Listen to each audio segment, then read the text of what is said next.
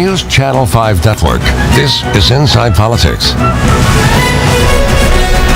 Hello, everyone. I'm News Channel 5's political analyst, Pat Nolan. Welcome to Inside Politics. The 108th Tennessee General Assembly seems to be headed into its final days as lawmakers seek to wrap up their business and get ready for re-election. It's always a frantic, busy, and often confusing time as the end of session approaches. To help us put it all in perspective, we've asked two of the top Capitol Hill reporters to join us on Inside Politics this week. They are next to me, Tom Humphrey of the Knoxville News Sentinel and Chaz Sisk of the Tennessean. Gentlemen, during this very, very busy time for you, thanks for coming down today. Now, Chaz, the state budget is the one thing the legislature is supposed to do, they have to do before they go home. They've done that, although usually that's been easy the last couple of years. Revenues have been pretty good. This year, revenues are not so good. And for a while, we had quite a fight going on about whether we were going to give state workers a pay raise along with teachers.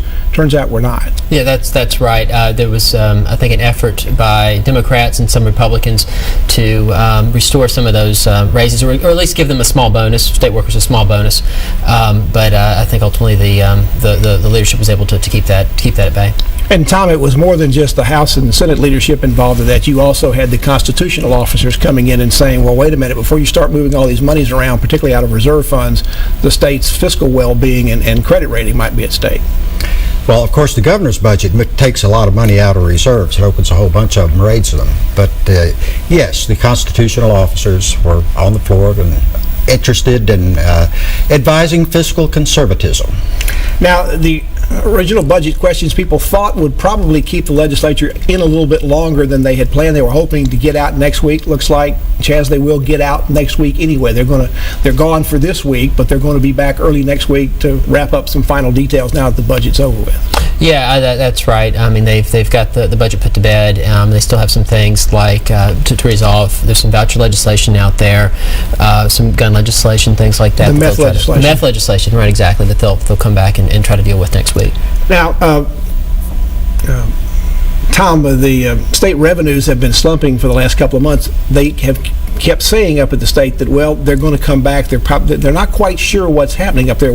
Nobody knows why the state revenues are down and what it may take to stabilize the situation. Well, there's a $277 million shortfall right now, of which about $220 million is attributed to drop off in the business taxes, the franchise and excise tax. That's about 20% down from before.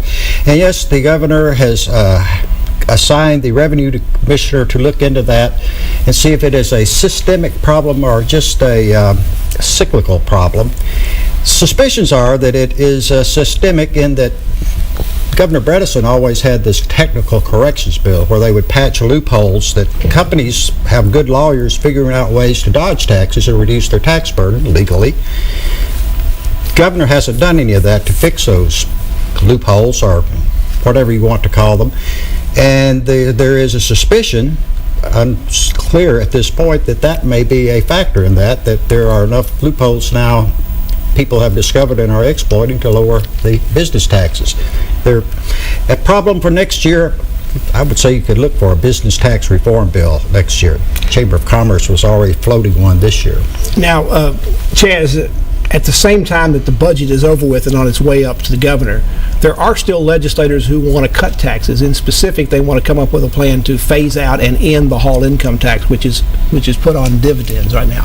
Where does that stand? Because it's got some national implications since Grover Norquist, who's a national anti-tax person, has gotten involved down here. Yeah, that's not going to have any cost this year because the impact would come next year. So they're able to take that up after the budget, and that's actually, now that they finished the budget, they plan to bring that up at the beginning of next week. But as you say, Grover Norquist has been lobbying on this.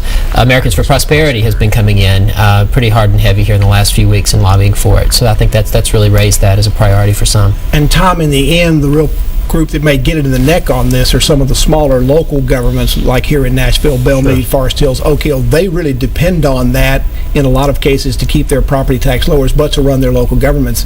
And so if these cuts come, it will hurt the state some, but it could hurt them a lot more. Well, that particular bill is structured so it makes the state bear all the burden, and the locals are held harmless. So it would cut the Hall tax by which is 6%, by 1% per year, with this state holding harmless the locals and picking up all the loss. So it throws all the loss in the steps on the state government, is the way that the bill blessed by Americans for Prosperity and so forth operates. Now, Chez, that might further give the governor some heartburn about that. He's not been opposed to getting rid of the Hall income tax. He's just not real sure about it. He wants to spread it out over a longer period of time, especially during this period when other state revenues are going down. Right. I think the real question about the plans that are out there is they set in motion a process that could take a decade or longer really to play out. And the governor's saying, look, we can't make decisions now for how we're going to spend money 10 years down the road. We need to make these decisions year by year. Now, Tom, this involvement of national groups coming in, Grover Norquist and others, this is something we're starting to see more and more in Tennessee and across the country. Talk about that a little bit. It is. You have national groups. The education reformers are big. They are Tennessee First, American Federation for Children are spending substantial amounts, hundreds of thousands of dollars on legislative campaigns, and then they have their agenda and are trying to influence it. On these tax bills, you do see Grover Norquist and Americans for Prosperity, others coming in and trying to influence it. I noticed that the local hotel motel tax bills this year were all killed in subcommittee because, well, I wouldn't say because, with a factor in that being Grover Norquist wrote a letter opposing the Wilson County hotel motel tax bill. And the Tennessee Hospitality Association opposes those too. So it's gotten down to even local level matters in politics are being influenced by national groups.